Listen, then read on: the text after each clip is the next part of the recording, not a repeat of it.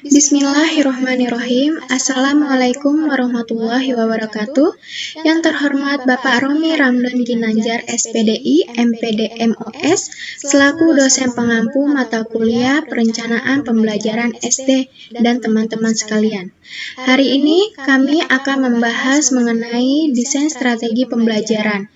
Sebelum membahas materi, izinkan kami memperkenalkan diri. Saya Aprilia Stiorini bersama rekan saya, Putri Fauzia, kami dari kelompok 7, kelas 4A Prodi PGSD Universitas Muhammadiyah Tangerang.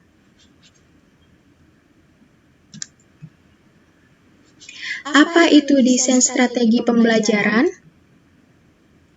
Pada poin A, ada pengertian desain strategi pembelajaran.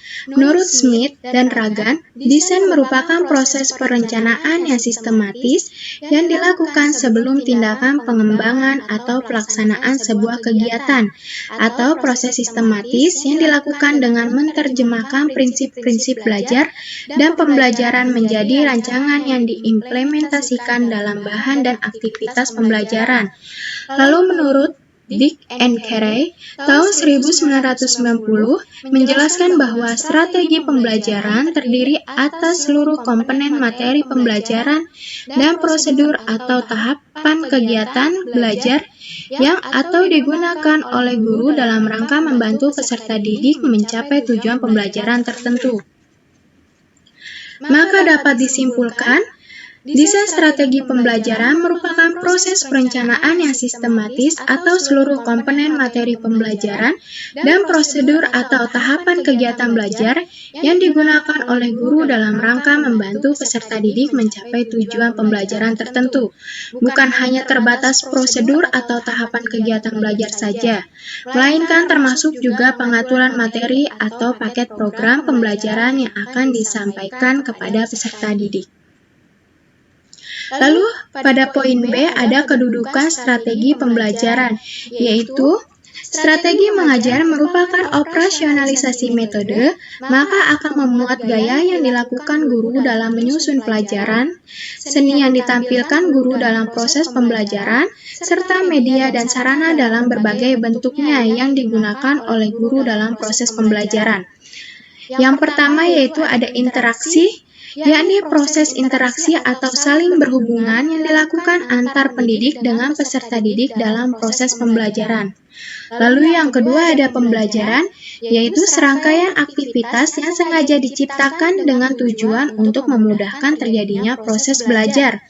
Lalu yang ketiga ada materi, yaitu strategi pembelajaran merupakan suatu proses yang sangat terkait dengan penyampaian materi dalam upaya mencapai kompetensi. Dalam menentukan strategi pembelajaran, perlu memperhatikan dua hal, yaitu yang pertama, jenis kompetensi, lalu yang kedua, jenis materi yang disampaikan. Lalu yang keempat ada hasil belajar. Ukuran keberhasilan belajar adalah penguasaan suatu bahan ajar yang dinyatakan tujuan pembelajaran khusus dan memiliki kontribusi bagi tujuan di atasnya.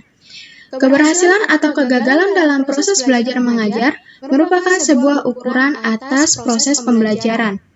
Lalu, pada poin C, ada strategi yang sesuai dengan tingkat hasil belajar, yaitu ada strategi pembelajaran langsung.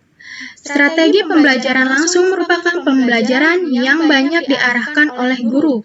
Strategi ini efektif untuk menentukan informasi atau membangun keterampilan tahap demi tahap. Pembelajaran ini bersifat deduktif. Strategi pembelajaran langsung memiliki kelebihan dan kelemahan.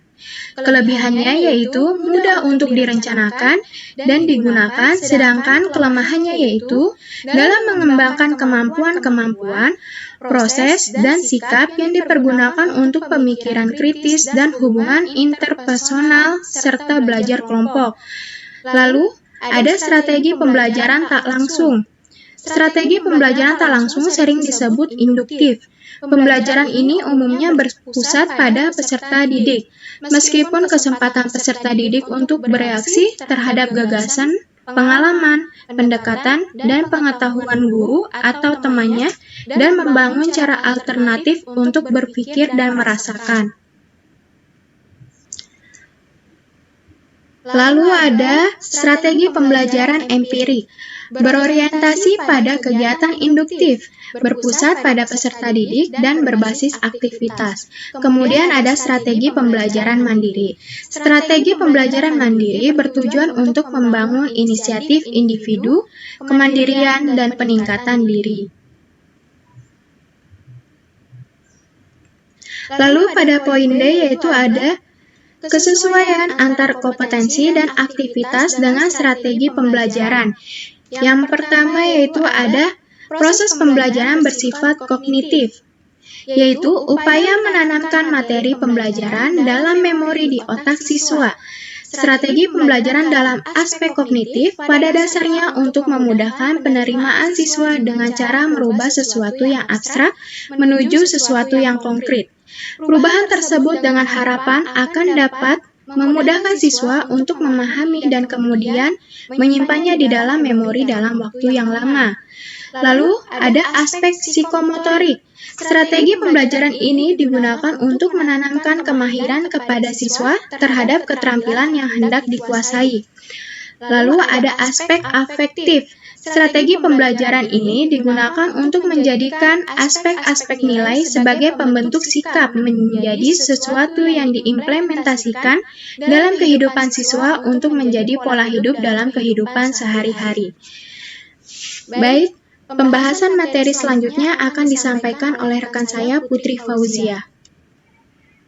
Selanjutnya, jenis dan macam strategi pembelajaran. 1. Strategis pembelajaran langsung, yaitu strategis pembelajaran yang langsung diarahkan oleh guru. 2. Strategis pembelajaran tak langsung, yaitu pembelajaran yang pemecahan masalah dan pengambilan keputusan secara penemuan. 3.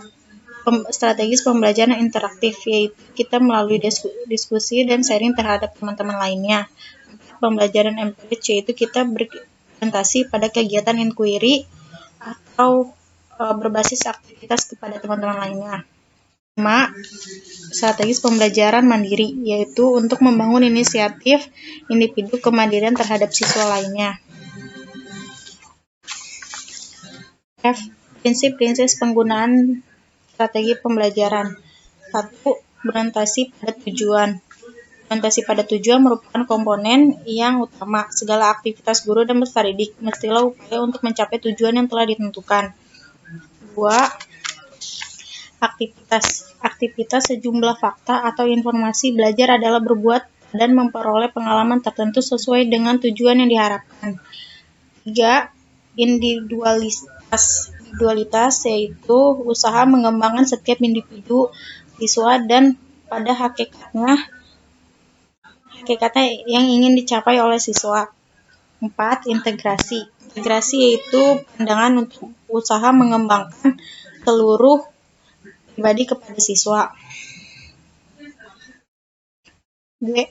Penerapan strategi pembelajaran. 1. Strategi pengorganisasian. Strategi pengorganisasian yaitu penataan materi pembelajaran.